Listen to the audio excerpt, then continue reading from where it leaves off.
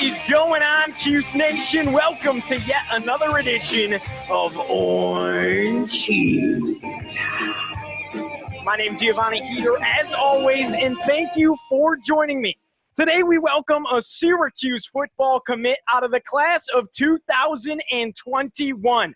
Three-star, 6'1", 191-pound safety from Episcopal Academy, Malcolm Folk. Malcolm, thank you for joining me today. Thanks for having me. Anytime. Glad to be here. Of course. So, Malcolm, I want to walk through right from when you first started playing the game of football, obviously through your recruiting process, and then what you're hoping for your senior year and your time at Syracuse. So let's take it all the way back and ask you first what you're doing to keep yourself busy throughout this whole crazy quarantine process. Yeah, so we have online classes, as you probably know. So I got those probably from 8 to 12. And after that, I'll get a workout in, probably a lot of body weight stuff like push-ups, core work. And then after that, I'll go to the field with my old track coach and his son, who's also a sophomore at my school, Bryce Cooper. Remember his name. He's going to be a player. And then we'll go to the field work. We'll do like some speed work and agility work. And then after that, that pretty much ends my day usually. Malcolm, so when did you first start playing the game of football? I started playing when I was about 4 years old, flag football. So are there any players when you were younger, or maybe even now, we're the same age, both class of 2021, that you really looked up to or tried to emulate your game after, whether that be at the NFL level, the collegiate level, or even somebody in your community? Yeah, so the main person, the main player for me was probably Barry Sanders because I played a lot of running back when I was younger. So before every game, I would watch his highlights on YouTube and literally just try to emulate his moves. So he was definitely a big role model and a inspiration for me growing up. Is there anybody defensively? I mean, now you're a safety, any specific safeties, or it's just always been Barry Sanders and that mentality and power he brings to the game? Right now, I actually like Jamal Adams. I just like the way he plays the game, how he can play multiple spots like I can. And just, his knowledge for the game is off the charts. So he's definitely a player I try to emulate for sure. Now, Malcolm, you're down in Pennsylvania, and we're up here in Syracuse. So had you ever watched Syracuse sports at all growing up, even if it was Syracuse basketball with the old Big East, or is this really your first introduction once you started getting recruited? I would see their games here and there on ESPN and all that, but I was never really like a diehard like watching Syracuse every day type thing. So who did you like growing up? You're in Pennsylvania. Was it like Pitt for you, Penn State, or someone else? I never really had like a favorite, college team. Okay. I just always love watching football. I'm a big Eagles guy in the NFL, so I'm a diehard Eagles fan. But college-wise, I just kind of always just like watching the game, really.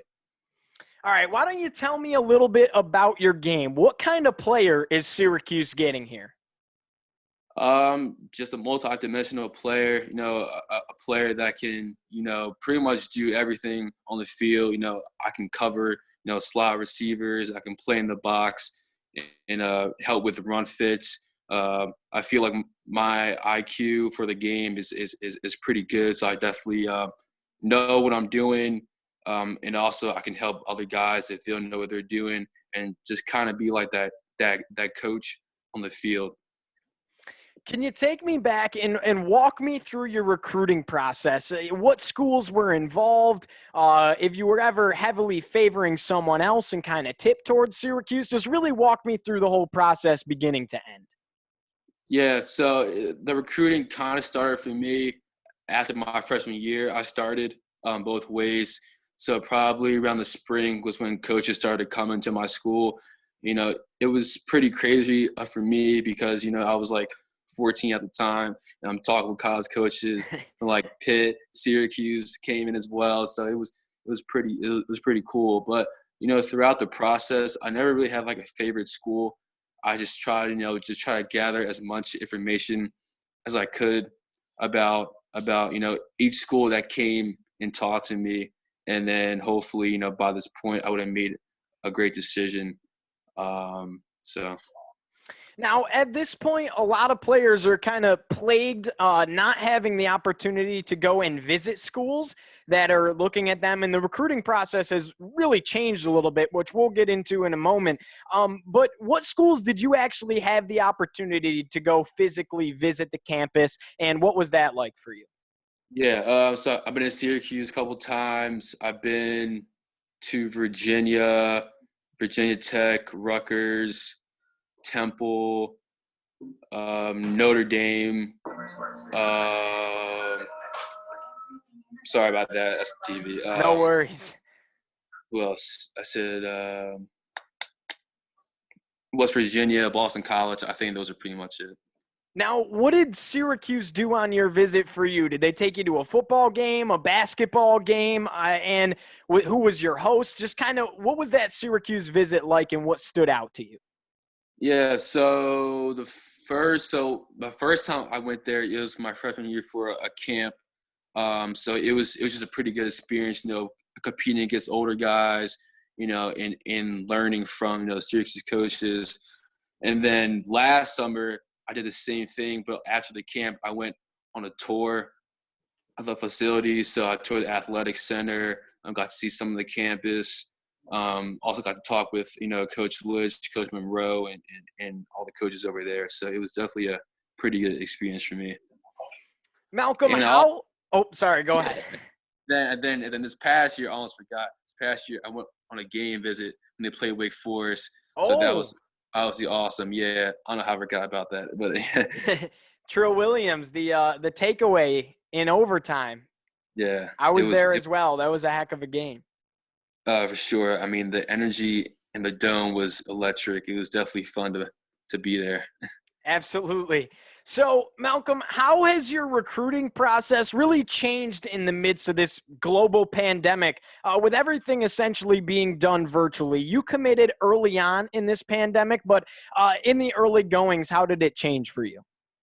Um, I guess coaches obviously couldn't come and see me at my school, so I was doing a lot of Zoom calls, FaceTime calls, um, a lot of just phone calls. Really, it didn't really affect it that much, because Syracuse was obviously one of my top schools, and I already visited there before multiple times, so that definitely played a huge part into my decision, really.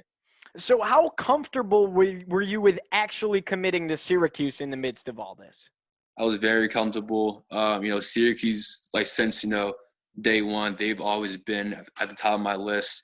And I've been there three or four times, so I definitely have a good feel for the school and the coaches and like the environment in general. So I was definitely comfortable committing. When would you say the last time you actually spoke with anybody from Syracuse was? I spoke with Coach Lynch yesterday. I talked with Coach Monroe frequently, and I talk with like the whole defensive staff once a week on like a FaceTime call.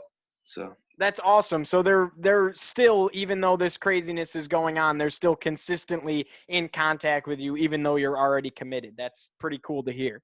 yeah, So yes, what coaches would you say that you've gotten closest with throughout this time? A lot of people think like, oh, you're no, number one with the head coach Dino, and I'm sure you've had a lot of conversation with Dino as well. But it goes deeper than that. You're talking with your cornerbacks coach, and you're a safety, so you're talking with a lot of the defensive coaches and the strength coaches. So what's that been like? yeah. So probably Coach Lynch is the recruiter for my area.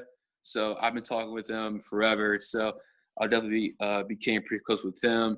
And then also Coach Monroe. He's a really great guy. Has a lot of high energy, which I love, and we talk about a lot of things. So probably those two are the main guys I've grown close with. So you've actually been with Syracuse now for a long time. Like you said, since your freshman year, you've been in contact with them with the camp and everything like that. But can you just walk me through how did this whole thing happen with, you know, obviously they had Coach Arnett hired, and then they went and he left after just a couple days, and now they have Coach Tony White. So what was that journey like for you? Did it alter your mind at all, or were you not worried about it? I wasn't really worried about it.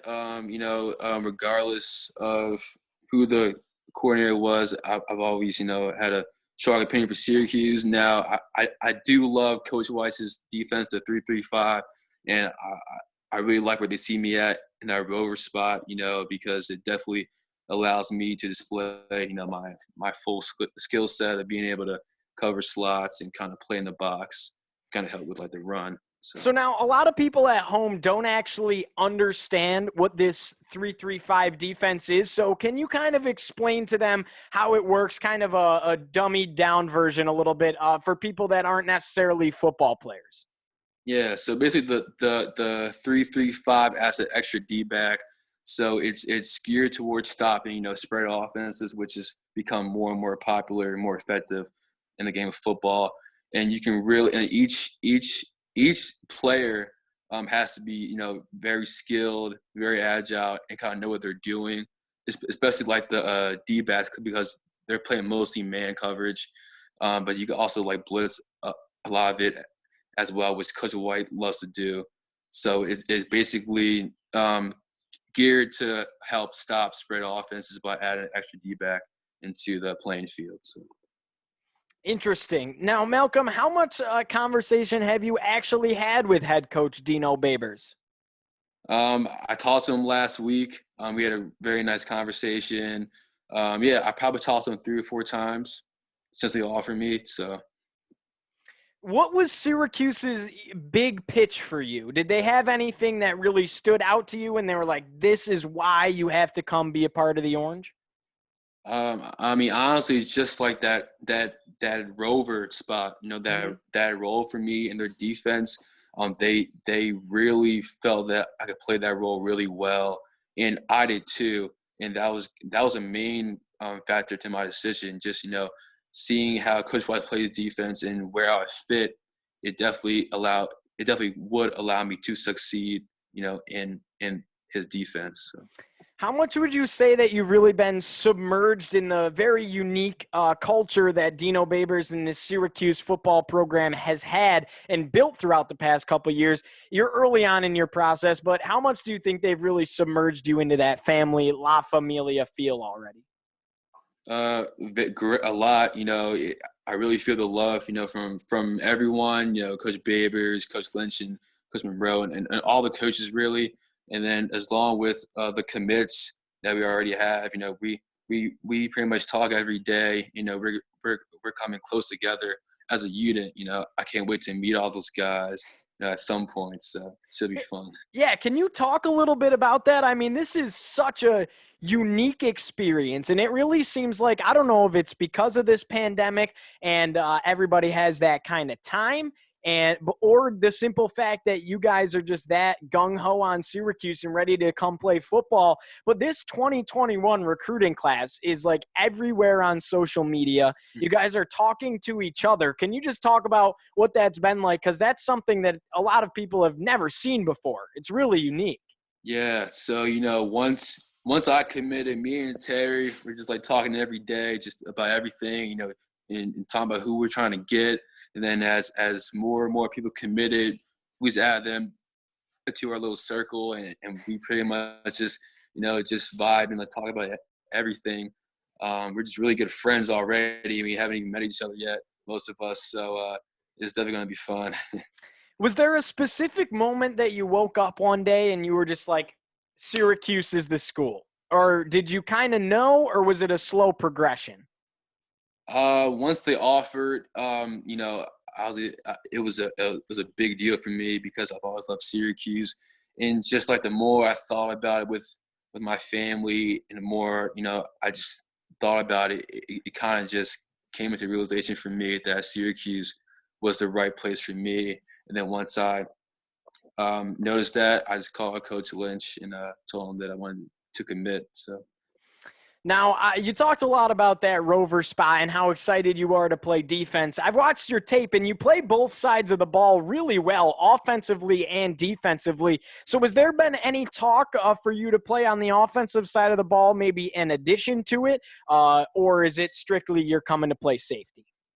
Not yet, but I could definitely, do that if needed. I feel like I'm just an overall athlete. I could play anywhere, so that would be pretty cool if I could.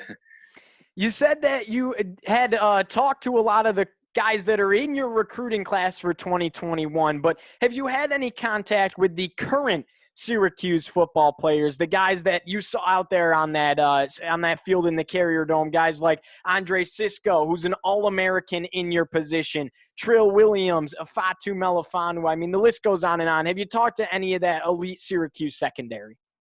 Not yet. Hopefully I get a chance to, but I have talked to some guys that are already there, like Drew Gunther. He played at Malvern Prep, which is in the same league as us. He's a sophomore this year, so I talked to him, Mm-hmm. and then some other guys. So it's definitely building a good relationship with them. So. How much would you say this is a little bit different for you because you're playing the safety position and there's not a necessarily one guy that stands out at that spot, but an elite class of running backs have come out of Syracuse, an elite class of quarterbacks, some great defensive linemen in Chandler Jones and Dwight Freeney. So just how has the history of Syracuse football influenced your decision at all? A lot, Marvin Harrison came out of there, and actually my dad played high school with him at Roman Catholic. So, Oh, okay. definitely have a great appreciation for him. Jim Brown, and just like the history of Syracuse is just unbelievable. So, definitely fell in love with that. How much did this is kind of a unique question as well, but how much did Andre Cisco winning the All-American honors and stuff like that and the recent success for Syracuse, that 2018 season, 10-win season, how has that played into your decision at all, or not much? Did that just make it even more attractive? It did, because it shows that like high caliber safeties come out of Syracuse, with Andre and Trill. Just seeing what they've done is definitely inspiring me to kind of do what they have done these past years. So. Now, this is something that I'm personally pretty interested in. Has Syracuse talked to you at all about, if say next year, which you've already kind of had a breakout in your junior and sophomore season, but say next year in your senior season, you have an even further breakout and some bigger schools come talking to you, like you're from Pennsylvania. So say Penn State comes knocking on the door, stuff like that. Have they talked to you at all? Like if you're committed and you're full 100% orange. I've just heard in some other interviews with current Syracuse commits that they've kind of said to them, like, if you're in, you're in. Have you talked to them at all about that? Yeah, I mean, I'm all in with them, and is likewise for them. I really don't see myself turning away from them at all, 100%. So how soon do you expect to be able to contribute with such talent ahead of you? I mean, you have experienced guys like we already named, Andre Cisco. So how soon do you think you're going to be able to get on the field and really contribute here? Right away. I just feel like I've been preparing for this like my whole life. So I definitely expect to go out there and kind of earn my playing time and kind of earn my spot and just compete every day.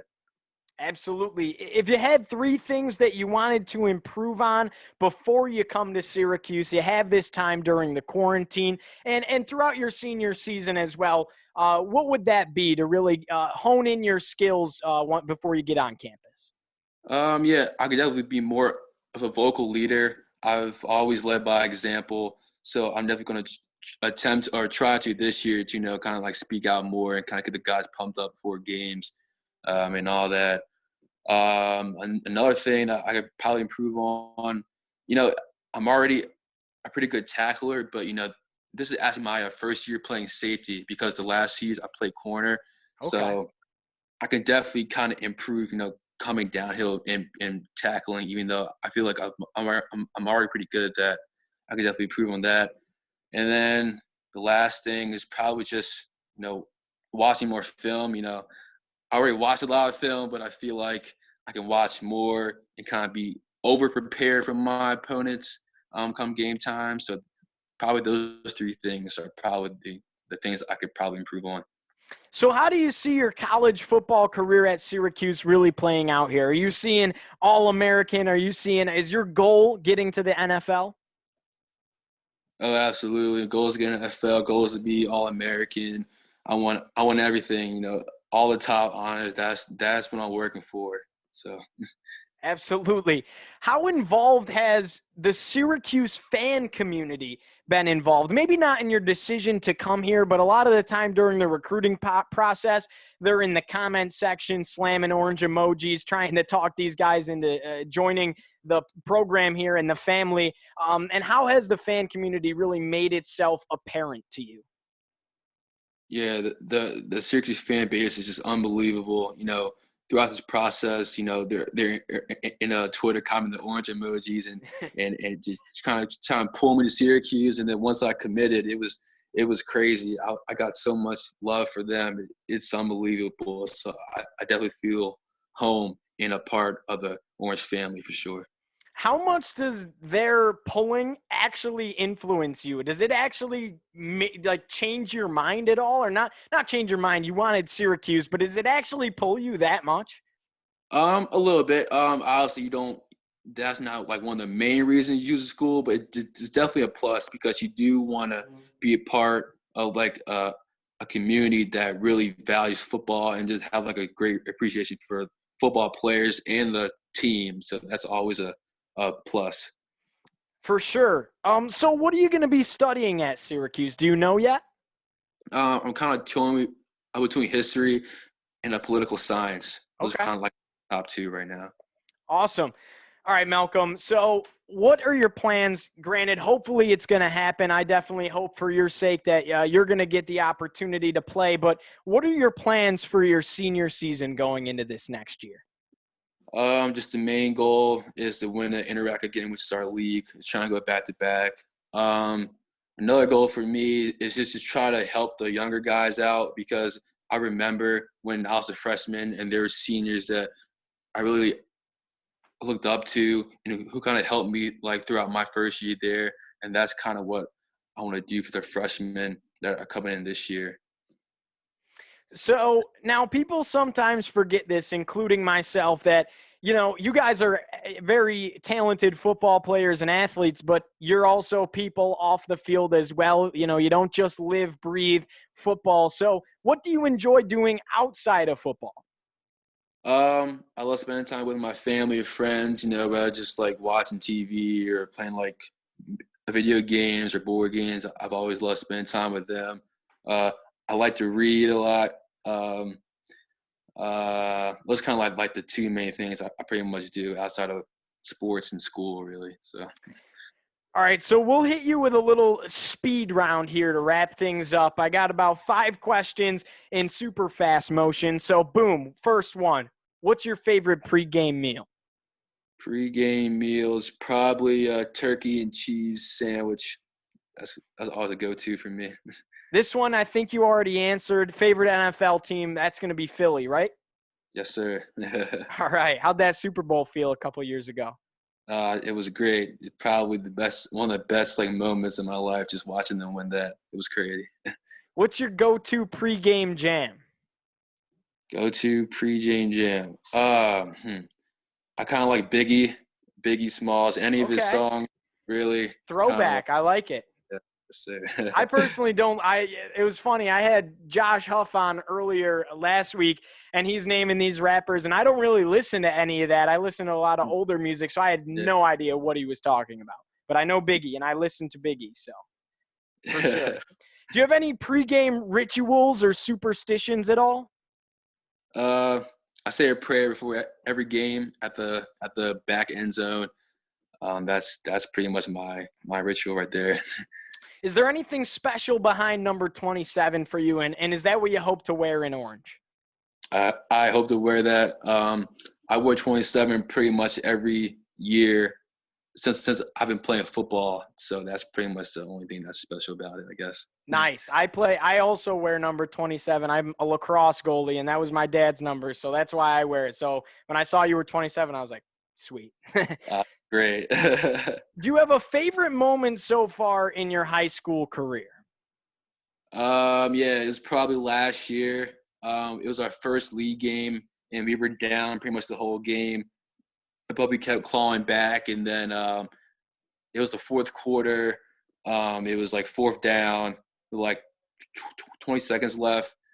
The ball was on our own 20-yard line. I was in the slot, and I ran a fade route toward the end zone. The quarterback threw it up like right in the back of the end zone. I got my foot down, and I caught it, and we won the game that way. It was a pretty sick, pretty cool moment. Nice. I told you guys he could play both ways, offense and defense. You might catch him at wide receiver if we're lucky. All right, last one for you here. I'm going to have you do me a favor. Close your eyes. Yep. All right. So imagine this. You're in the Carrier Dome. 50,000 screaming fans. You're playing the defending national champion Clemson Tigers. It's 3rd down and 5 at midfield. Late in the fourth quarter. You're up by a touchdown, but you need a stop. What's going through your head? I'm just locked in. I'm just doing my job, really. I'm not really worried about anything else. Just getting to stop and getting the win. How does that atmosphere feel to you? I just got goosebumps. Like actually, no joke. It's hopefully I'm in that spot. It's definitely gonna be a surreal moment for me. Awesome. I can't wait to see you out there on the playing field. I wish you the best of luck in your senior season, and thank you so much for coming on the show today, Malcolm. Thanks for having me. Anytime. Thank you. Of course. For Malcolm Folk, my name's Giovanni Heater as always, and let's go Orange.